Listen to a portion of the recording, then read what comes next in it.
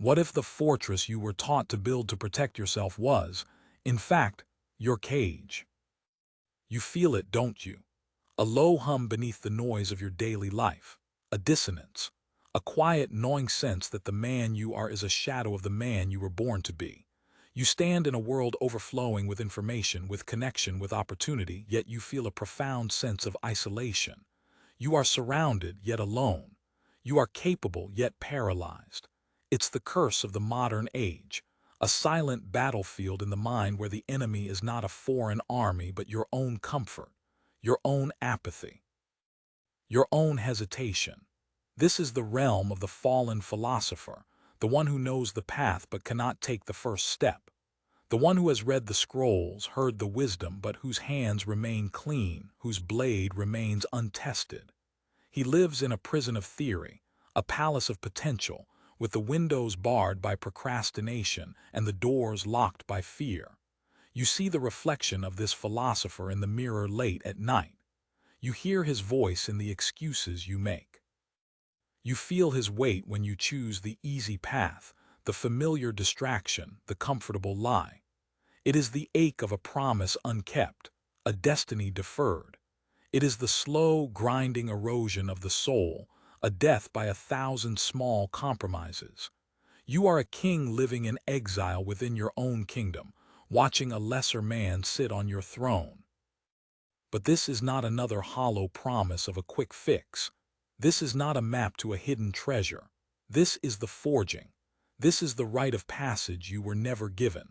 We will not talk about changing your life. We will talk about raising it to the ground and building an empire from the ashes. We will walk the path of inner dominion, a path not of acquisition, but of reclamation. You will learn to wield your mind not as a fragile vessel to be protected, but as a weapon to be sharpened.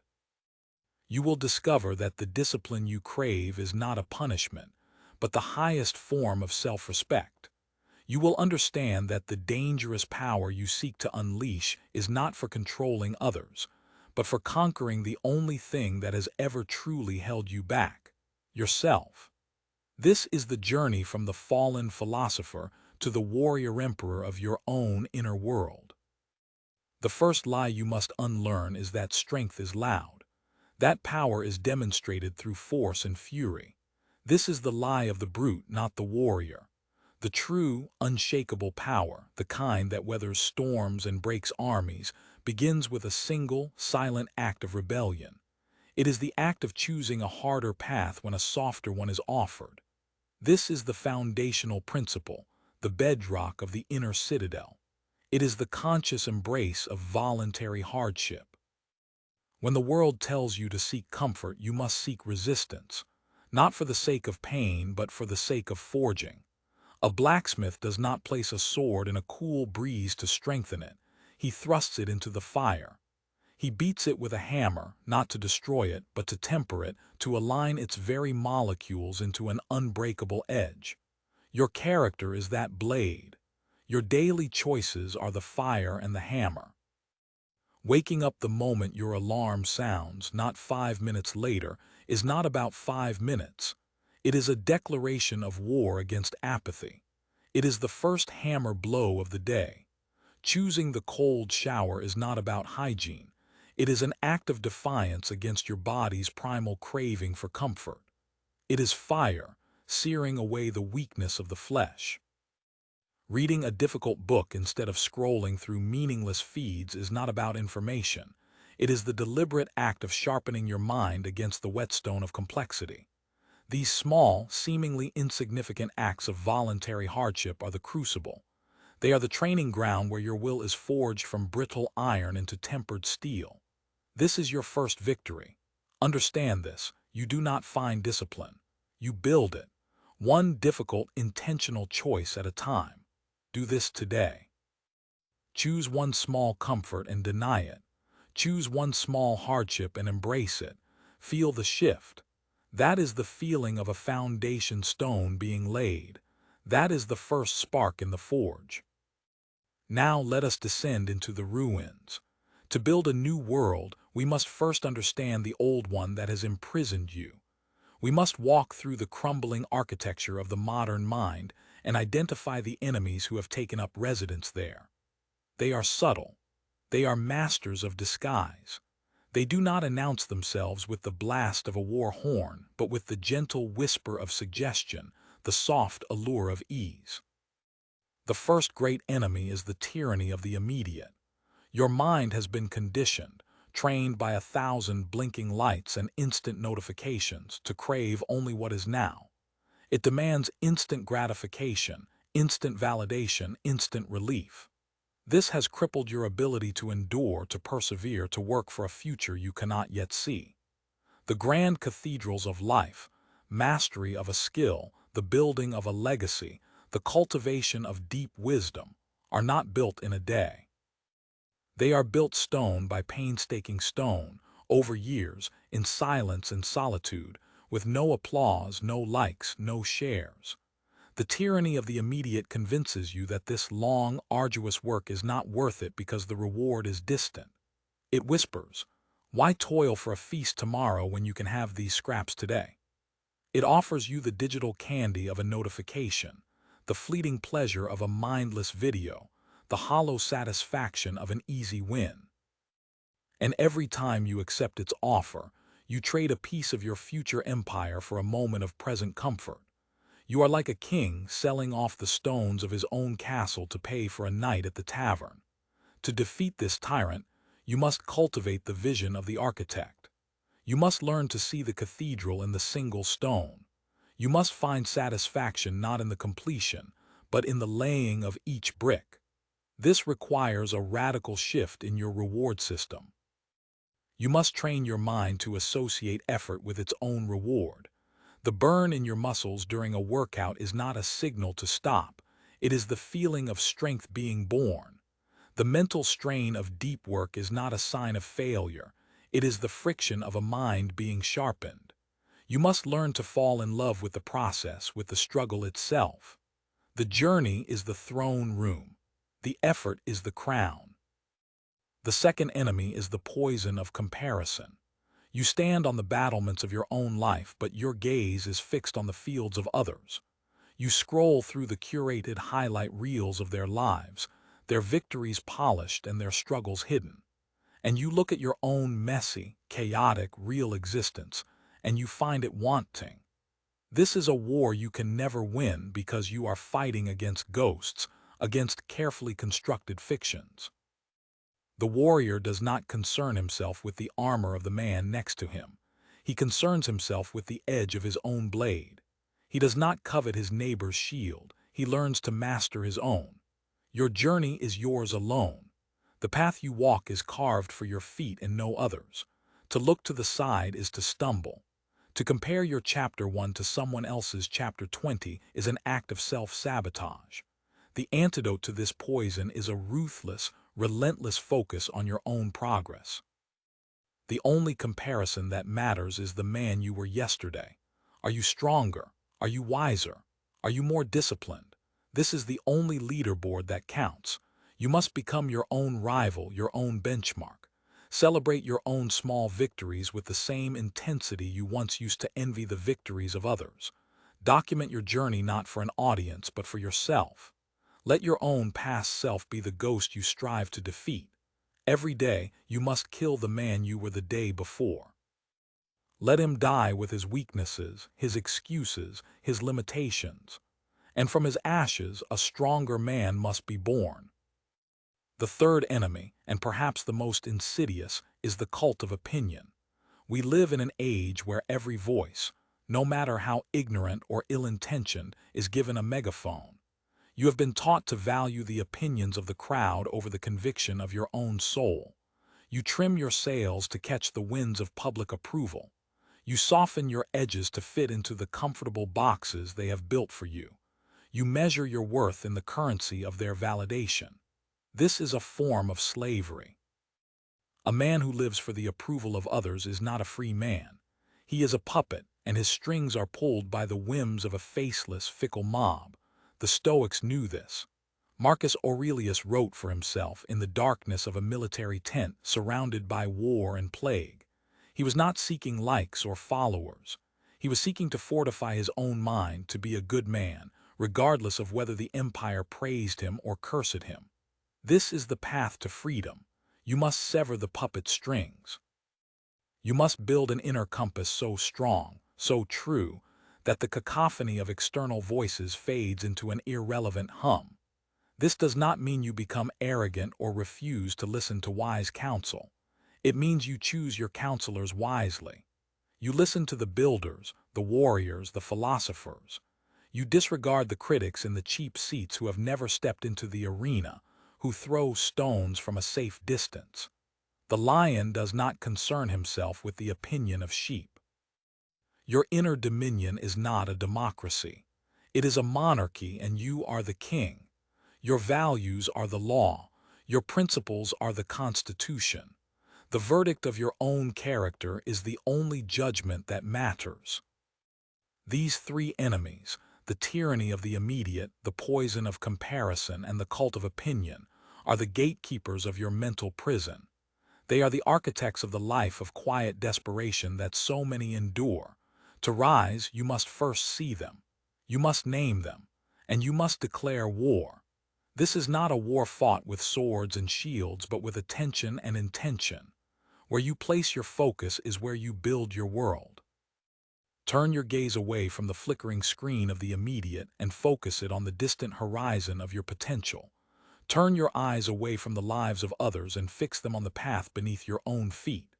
Plug your ears to the meaningless noise of the crowd and listen to the quiet, steady voice of your own conviction. This is the great shattering, the tearing down of the old idols. It is a violent, necessary act. It will feel like a loss. It will feel like you are isolating yourself. But you are not seeking isolation. You are seeking sovereignty. You are clearing the rubble to lay a new foundation. A foundation not of sand, but of solid rock. A foundation upon which an unshakable fortress can be built. Now that the ground is cleared, the real work begins. The forging. This is where we leave the realm of philosophy and enter the domain of the blacksmith. The will is not an abstract concept. It is a muscle. And like any muscle, it is strengthened through resistance and hypertrophied through progressive overload. The modern world is a conspiracy to make your will weak. Everything is designed for ease, for convenience, for the path of least resistance. To build a will of iron, you must become a saboteur in this conspiracy. You must actively seek out resistance. You must become a connoisseur of the difficult. Let us speak of the ritual of the dawn. The first battle of the day is fought in the soft comfort of your bed against an enemy named just 5 more minutes. This enemy seems small, harmless, but he is a liar and a thief. He steals your momentum. He whispers that your comfort is more important than your word. When you made the decision the night before to wake at a certain hour, you made a promise to yourself. When you hit the snooze button, you break that promise. You begin your day with an act of self-betrayal. This single act sets the tone for everything that follows. It tells your subconscious mind that your commitments are optional, that your resolutions are negotiable. To win this battle is to win the day before it has even begun. The moment the alarm sounds, it is a call to arms. Your feet must hit the floor. No debate, no negotiation, no hesitation. This is not about waking up early. It is about honoring your own command. It is the first assertion of your sovereignty over the weakness of your flesh. It is the foundational act of a disciplined life. Master the first 5 seconds upon waking, and you will set in motion a cascade of victory that will carry you through the day. From this first victory, we move to the crucible of cold. The cold shower is not a health hack. It is a spiritual exercise. It is a daily confrontation with your own primal aversion to discomfort. Every cell in your body will scream for you to turn the handle to warm. Your mind will supply you with 1,000 rational excuses. It's too cold today. I'll start tomorrow. This is pointless. This is the voice of weakness. The voice of the part of you that wants to remain soft, comfortable, and mediocre. To step into that icy water is to silence that voice with decisive action. It is to tell your body that it is your servant, not your master. For those few minutes in the cold, you are fully present. You cannot think about your anxieties, your to-do list, your past failures. You can only think about your breath. You are forced into a state of pure, primal awareness. It is a baptism in resilience. When you step out, you are not just clean. You are forged. You have faced a dragon and won, and you carry that victory with you. The difficult conversation you need to have, the challenging project you need to start, they all seem smaller, less intimidating, because you have already done the hardest thing you will do all day, before the sun has even fully risen. Next, we must conquer the wasteland of idle time. Look at the gaps in your day. The 5 minutes waiting for the coffee to brew, the 10 minutes in line at the store, the 20-minute commute. For most, these are voids filled with mindless scrolling, with the consumption of digital junk food. For the warrior, these are opportunities. These are training grounds. This is where you sharpen your tools. Instead of pulling out your phone, pull out a book. A real book. A difficult book. Feed your mind with the wisdom of the ages, not the algorithm of the moment. Or do nothing. Simply be present. Observe the world around you. Observe your own thoughts without judgment.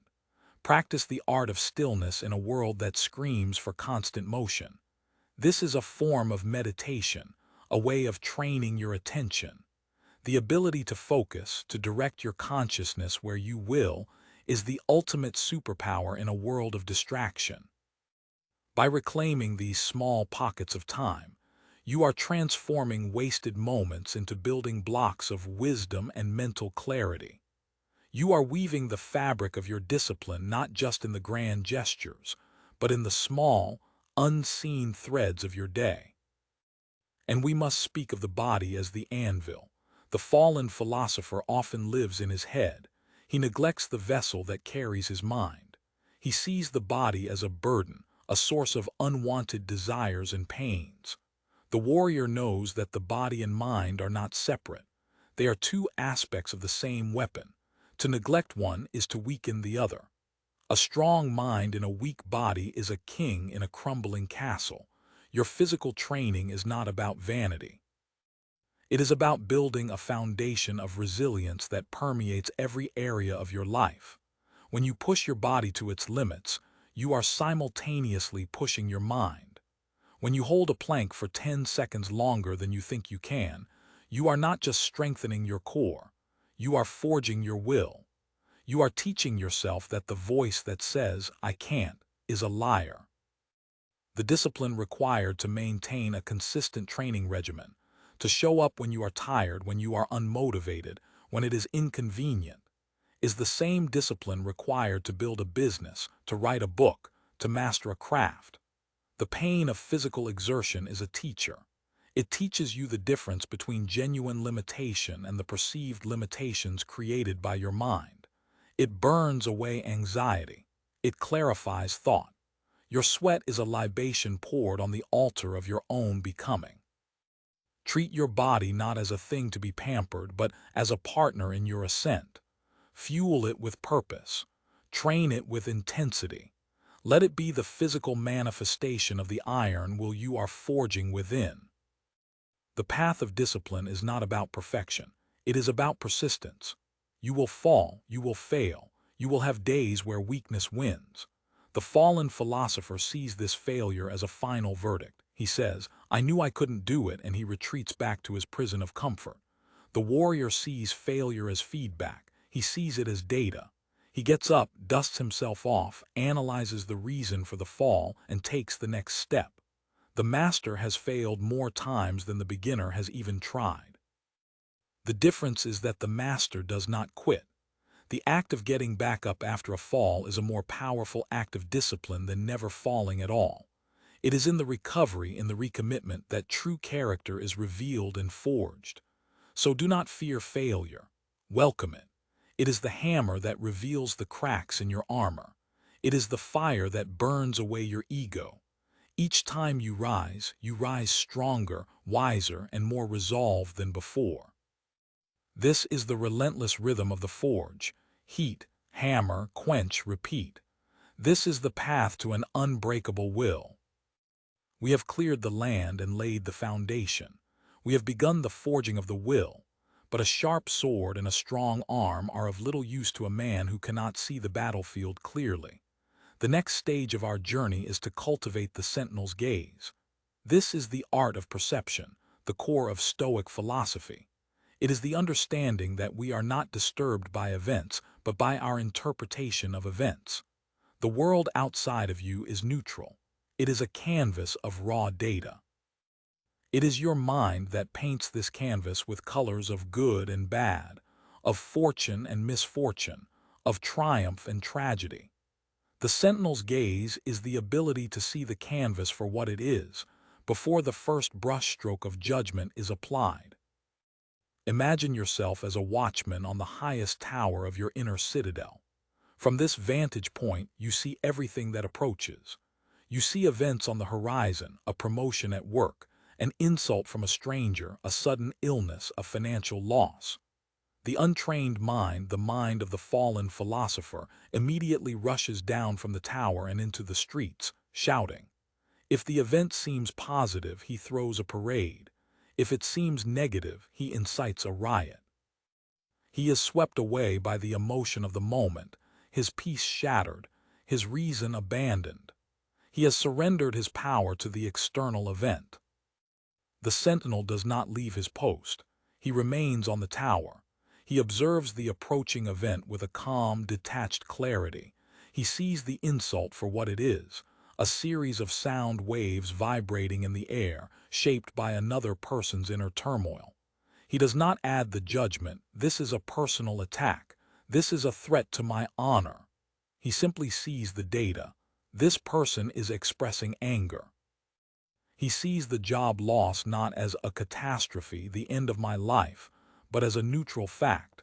My previous source of income has ceased. By stripping the event of its emotional narrative, he preserves his inner peace and his power of choice. He creates a space between the stimulus and his response, and in that space lies his freedom. This is the practice of objective judgment. It is a mental discipline that must be honed every single day.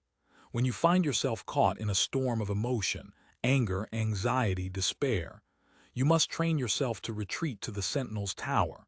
Ask yourself, what actually happened here? What are the bare, objective facts, stripped of all my stories, all my interpretations? You will find that the event itself is often small, manageable. It is the mountain of judgment you have piled on top of it that is crushing you. A traffic jam is not a personal conspiracy to ruin your day. It is simply a collection of cars moving slowly. The criticism from your boss is not a verdict on your ultimate worth as a human being. It is information, feedback that you can choose to use or discard. Let us apply this to the battlefield of daily life. You make a mistake on an important project. The untrained mind immediately leaps to judgment. I'm a failure, I'm incompetent, I'm going to get fired. This narrative generates feelings of panic and shame which paralyze you and make it more likely you will make further mistakes. The sentinel on the tower sees it differently. He observes the facts. An error was made in the report. The consequence is that it needs to be corrected. That's it. There is no story about personal failure. There is only a problem to be solved. From this place of calm objectivity, you can think clearly. You can devise a strategy to fix the mistake, communicate it effectively, and learn from it so it doesn't happen again. You have transformed a potential catastrophe into a lesson. You have used the obstacle as a way forward. This is the Stoic alchemy that turns lead into gold. Consider the words of another. Someone insults you. They question your character. The fallen philosopher's ego is wounded. He feels the primal urge to retaliate, to defend his honor, to prove the other person wrong. He is now a puppet, and the other person is pulling his strings. He has allowed someone else's opinion to dictate his inner state. The sentinel on the tower sees the insult arrive like a messenger at the castle gates. He does not have to let the messenger in. He can simply observe the message. He asks, Is what this person saying true? If it is, then it is not an insult. It is feedback. It is a valuable opportunity to see a flaw in himself that he was blind to. He should be grateful to the messenger, however clumsily the message was delivered. If what the person is saying is false, then why should it disturb him? It is like being angry at a man who calls the sun cold. It is simply an error, a reflection of the other person's ignorance, not a reflection on the sun. Why would you allow another's error in judgment to destroy your own peace? In either case, the sentinel remains undisturbed. He preserves his inner calm, his dominion. This practice extends even to the greatest challenges of life: pain, illness, loss. The Stoics were not emotionless robots. They felt pain, they felt grief, but they understood the difference between the first arrow and the second. The first arrow is the event itself, the physical pain, the fact of the loss. This is often outside of our control, it strikes us. The second arrow is the one we shoot into ourselves. It is the arrow of judgment, of storytelling. Why me? This is unbearable. My life is over. This second arrow is what causes the true suffering. The sentinel's gaze is the act of dodging that second arrow. You acknowledge the pain of the first arrow. You do not deny it. You say, yes, this hurts. This is difficult. But you refuse to add the second arrow of catastrophic thinking. You focus on what is within your control, your response. How can I endure this with courage? How can I find meaning in this struggle? How can this challenge be used to forge my character? To cultivate the sentinel's gaze, you must become a ruthless interrogator of your own thoughts. When a negative thought arises, do not simply accept it as truth. Put it on trial. Challenge it. Is this thought absolutely true? Is it useful? Is it serving my ultimate purpose, or is it a traitor within my own gates? You must learn to see your thoughts as separate from yourself. They are clouds passing through the sky of your awareness. You are the sky, not the clouds. You can observe them, acknowledge them, and let them pass without identifying with them. This is the foundation of mental freedom. It is the ability to choose which thoughts you will engage with and which you will allow to drift away. It is the understanding that you are the master of your mind, not its servant. The world will constantly hurl events at you, like stones against your castle walls. Without the sentinel's gaze, every stone will feel like a cannonball, shaking your foundations. With it, you see them for what they are, just stones. You can choose to ignore them, or you can choose to gather them and use them to build your walls even higher. We have spoken of the will and of perception. Now we must descend deeper into the throne room of the soul, to the source of all power, the unconquerable mind. This is the realm of emotional sovereignty. A man who is a slave to his emotions, to his anger, his fear, his lust, his despair, can never be free. He may have a will of iron and the vision of a hawk, but if his inner world is in constant rebellion, he is a king presiding over a civil war. He spends all his energy fighting his own people, with none left to build his kingdom or face external threats. The unconquerable mind is not one that feels no emotion. That is the mind of a corpse. The unconquerable mind is one that feels everything, but is mastered by nothing. It is a mind that has learned to harness the raw, primal energy of emotion and transmute it into purposeful action. Let us first understand the nature of your emotions. They are not your enemies. They are messengers. They are ancient, primal signals designed to give you information about your environment and your internal state. Fear is not a weakness.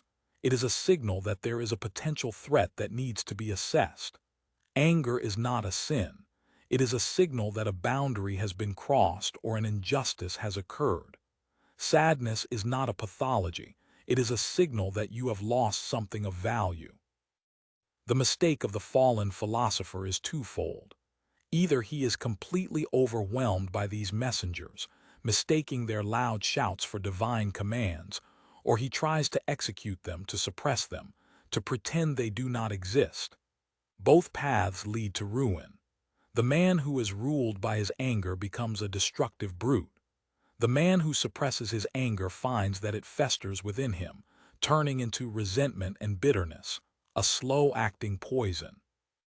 The path of the warrior emperor is to become the master of these messengers. When an emotion arrives at the gates of your consciousness, you do not immediately obey it, nor do you turn it away. You invite it in, you sit with it. You listen to its message calmly as a king listens to a frantic scout. You acknowledge its presence.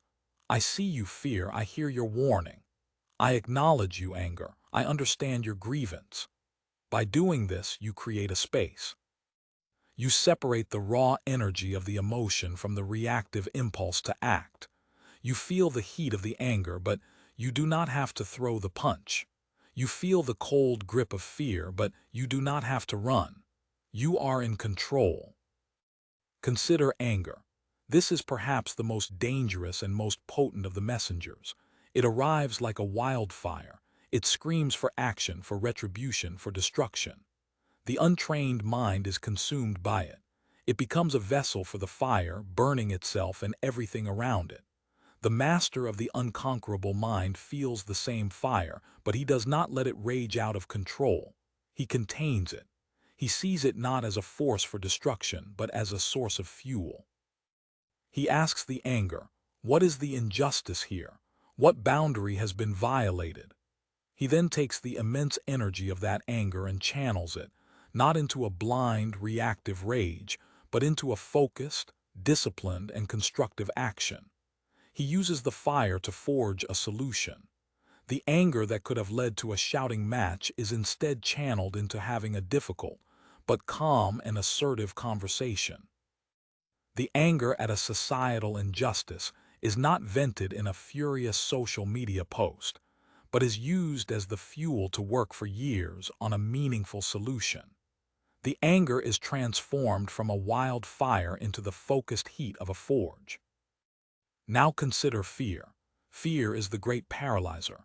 It is the shadow that whispers of all the things that could go wrong. It keeps the fallen philosopher in his prison of theory, because to act is to risk failure, rejection, and pain. The warrior does not seek to eliminate fear. A man with no fear is a fool, and he will not live long. The warrior seeks to dance with his fear. He uses it as a compass. Very often, the thing you are most afraid of is the very thing you need to do. The fear is a signal that you are at the edge of your comfort zone, and that is where growth happens. The path to your destiny is almost always guarded by a dragon of fear. To conquer your fear, you do not wait for it to go away. You act in spite of it. You acknowledge the feeling, the racing heart, the tight chest, and you take the step anyway. Courage is not the absence of fear. Courage is feeling the fear and saddling it up. It is the judgment that something else is more important than the fear. With each step you take into the territory of your fear, its power over you diminishes. You are teaching your nervous system, through action, that you can handle it. You are expanding the borders of your kingdom. The dragon you feared becomes a source of power once you have faced it. And what of sadness and despair? These are the heavy, dark emotions that can feel like a suffocating blanket. They are the messengers of loss. The modern world tells you to flee from these feelings, to distract yourself, to numb yourself with entertainment or substances. The warrior knows that there is wisdom in the darkness. He allows himself to feel the grief, the loss. He understands that this is part of the human experience. To love is to risk loss. To strive is to risk failure. Sadness is the price of a meaningful life, but he does not drown in it. He does not build a home in his sorrow. He allows the wave of grief to wash over him, knowing that it will recede. He knows that just as the forest needs fire to clear the undergrowth and allow for new life, the soul sometimes needs the cleansing fire of sorrow. He looks for the lesson in the loss. What did this teach me? How can I honor what was lost by living a better life now? He allows the sadness to carve him out, to create more depth, more compassion, more humanity within him. He emerges from the winter of his sorrow not weaker, but with a deeper understanding of the seasons of life. The mastery of these emotions is not a one-time event. It is a daily practice. It is the practice of mindfulness, of being aware of your inner state without being consumed by it. It is the practice of journaling, of externalizing your thoughts and feelings so you can examine them objectively. It is the practice of choosing your response in the small moments of irritation, the slow driver in front of you, the spilled coffee, so that you are prepared for the great storms of life. You are training yourself moment by moment to be the calm center of your own hurricane. The world will rage, people will be unpredictable, fortune will be fickle, but your inner state, your peace, your dominion, that is yours to command. An emperor who can be provoked into a rage by a peasant's insult is no emperor at all. He is a slave to the peasant's whim. The true emperor, the master of the unconquerable mind, maintains his throne of tranquility regardless of the chaos at his gates. His power comes not from his control over the world, but from his absolute control over himself. You have cleared the rubble, forged the will, sharpened your perception, and claimed the throne of your emotional world. Now the warrior emperor must act. It is not enough to have an inner fortress if you never leave its walls. The purpose of this inner dominion is to allow you to engage with the world more effectively, more purposefully, and with greater impact. This brings us to the dominion of action, which is governed by a single, profound principle, the dichotomy of control. This is the ultimate strategic doctrine for the warrior of the mind. It is the simple, yet life-altering, understanding that some things are within our control and some things are not. The secret to a powerful and peaceful life is to place every ounce of your energy, your focus, and your will into the former, and to cultivate a serene and complete acceptance of the latter. The vast majority of human anxiety and frustration comes from a failure to understand this distinction. We exhaust ourselves trying to control things that are fundamentally uncontrollable. We try to control the opinions of others. We try to control the weather. We try to control the economy. We try to control the outcome of our efforts. This is like trying to command the tides. It is a recipe for madness and despair. It is the struggle of a drowning man fighting the ocean. The warrior does not fight the ocean. He learns to swim.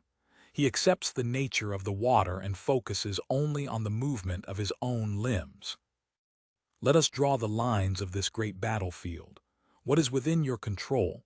Your thoughts, your judgments, your choices, your actions, your character, your will, that is it. That is your kingdom. It may seem small, but it is absolute. Within this domain, you are a sovereign. What is outside of your control? Everything else. The past, the future, the actions of other people, your reputation, your health to a large degree, the results of your actions.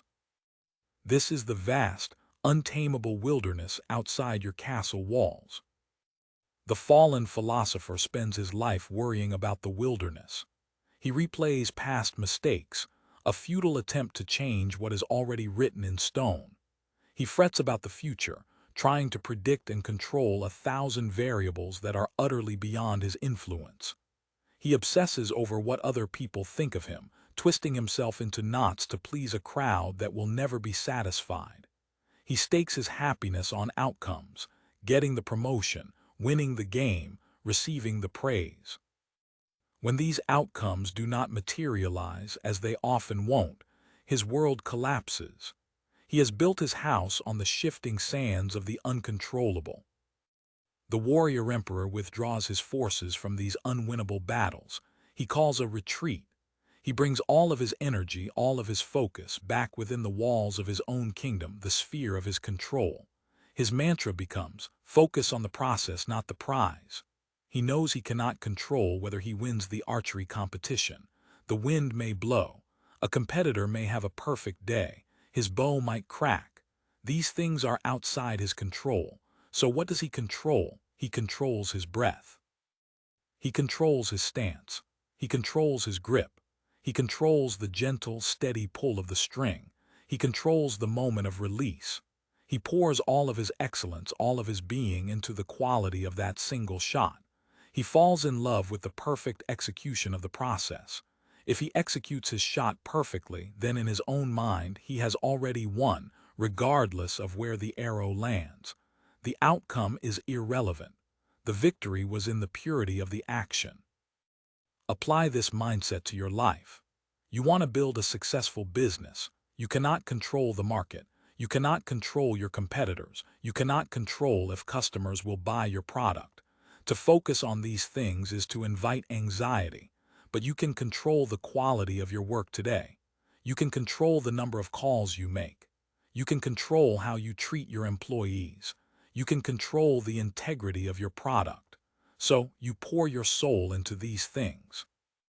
You build the best damn thing you can build. You market it with honesty and passion. You treat people well. You focus entirely on the inputs, which are within your control, and you let go of your attachment to the outputs. This is the source of incredible power and tranquility. You are no longer on an emotional roller coaster dictated by external results. You are anchored in the deep satisfaction of doing your best work, of acting with virtue and excellence, moment by moment. This is not a call to passivity. It is the opposite. It is a call to ferocious, focused action. By ceasing to waste energy on the uncontrollable, you unleash a tidal wave of power to be used on what you can control. The man who is no longer worrying about what people think is free to speak his truth with courage. The man who is no longer attached to the outcome is free to take bold risks. The man who is no longer haunted by the past is free to build the future. You become a force of nature in your own right, a whirlwind of purposeful action within your chosen domain. Let us speak of amor fati, the love of one's fate. This is the highest expression of the dichotomy of control. It is not just accepting what happens, but embracing it, loving it, seeing everything that occurs, both the good and the bad, as necessary, as fuel, as part of the beautiful, terrifying tapestry of your life. The obstacle is not in the way, the obstacle is the way. The challenge that you face is not a punishment, it is your curriculum. It is the specific trial you need to forge the specific virtue you are lacking. The betrayal you suffered was a lesson in choosing your allies more wisely. The business that failed was your master's degree in resilience. The illness that struck you was a teacher of presence and gratitude. To practice amor fati is to look at the totality of your life, with all its scars and all its triumphs, and to say, I would not have it any other way. Not one thing would I change. For to change one thing would be to change everything. This is the mindset of the ultimate creator, the artist who uses every color, both light and dark, to paint his masterpiece. This is the dominion of action. It is a relentless daily practice of sorting. With every situation you face, you must ask the question, what part of this is in my control and what part is not? And then you must have the wisdom and the discipline to act accordingly, to pour your heart and soul into your sphere of control, and to meet everything else with a calm, unshakable, and even loving acceptance. This is how you walk through the world. Not as a victim of circumstance, but as a master of your response. You become unstoppable, not because you can control the world, but because you have ceased to let the world control you. Your peace is no longer contingent on things going your way. Your peace is your way. And so we arrive at the final destination of this journey. We have shattered the old paradigm, forged the will, mastered perception, conquered the emotional realm, and learned to act with focused power. We have walked the path from the fallen philosopher to the hardened warrior. Now, we must integrate these aspects into the highest form of the self, the emperor within. This is not about arrogance or tyranny. It is about achieving a state of complete inner sovereignty, a quiet, unshakable confidence that radiates from a core of profound inner peace. The emperor within is the man who has integrated his philosophy, his discipline, and his action into a seamless whole. He is the master of his own universe. What does this state look like? It is not a state of constant manic happiness. That is the goal of a child. It is a state of what the Greeks called eudaimonia, a deep, abiding sense of well-being and flourishing that is independent of the transient pleasures and pains of life. It is the quiet strength of a great mountain. Storms may rage around it, winds may howl, snows may fall, but the mountain remains. It is centered. It is grounded. It is itself. The emperor within has this quality. The chaos of the world, the drama of other people, the ups and downs of fortune, these are merely weather patterns passing over his consciousness. They do not shake his foundation. This state is built upon the foundation of memento mori, the remembrance of death. The emperor lives with a keen awareness of his own mortality. This is not a morbid obsession. It is a tool for clarification. The knowledge that your time is finite, that the clock is always ticking, is the ultimate antidote to triviality. It forces you to ask the most important questions. Am I living a life of purpose? Am I being the man I want to be? Am I wasting this precious, unrepeatable gift of a day on things that do not matter? The shadow of death gives life its color, its urgency, its meaning. When you live with death as your advisor, you stop procrastinating. You stop tolerating mediocrity in yourself and others. You stop saving the fine china for a special occasion because you realize that every day you are alive is the special occasion. You speak the truth. You love fiercely. You pursue your mission with a relentless fire because you know you do not have forever. This is not a source of sadness, but of liberation. It frees you from the fear of petty failures and social judgment. What does one more rejection matter in the face of oblivion? What does the opinion of a stranger matter to a man who knows his time is short? It purifies your actions and focuses your mind on what is truly essential. The emperor within also practices a form of preemptive meditation on adversity.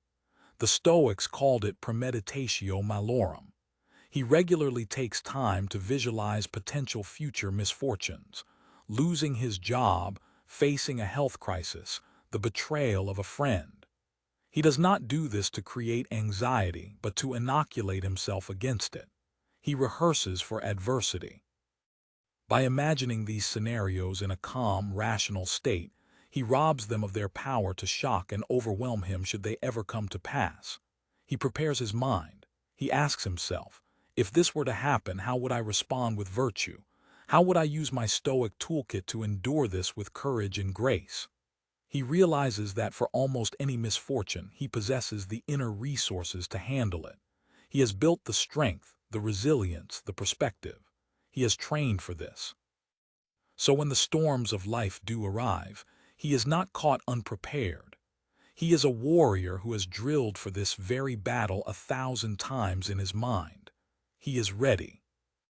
The ultimate expression of the emperor's power is his tranquility. This is not the tranquility of a placid pond. It is the tranquility of the eye of a hurricane. It is a dynamic, powerful calm at the center of immense motion and chaos. This peace is not something he finds. It is something he generates. It is the natural byproduct of a life lived in accordance with the principles we have discussed. It is the peace that comes from knowing you have focused only on what you can control. It is the peace that comes from mastering your emotional responses. It is the peace that comes from living a life of purpose and virtue, guided by your own inner compass. It is the peace of a clear conscience. The man who is at war with himself can never be at peace with the world. The emperor within has ended the civil war. He has unified his inner kingdom.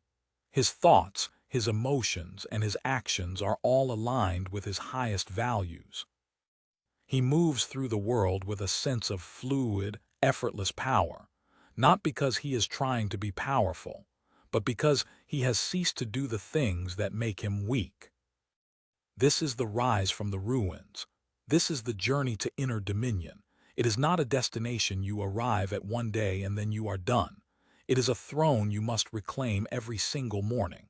It is a crown you must earn through your actions every single day. The fallen philosopher still lives within you. The whispers of comfort, of apathy, of fear, they will never vanish completely. They are a part of your human nature. The difference is that you are no longer their subject. You are their sovereign.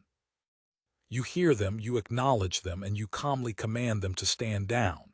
You are the emperor now. You are the one who decides. You have walked through the fire of the forge and felt the hammer's blow.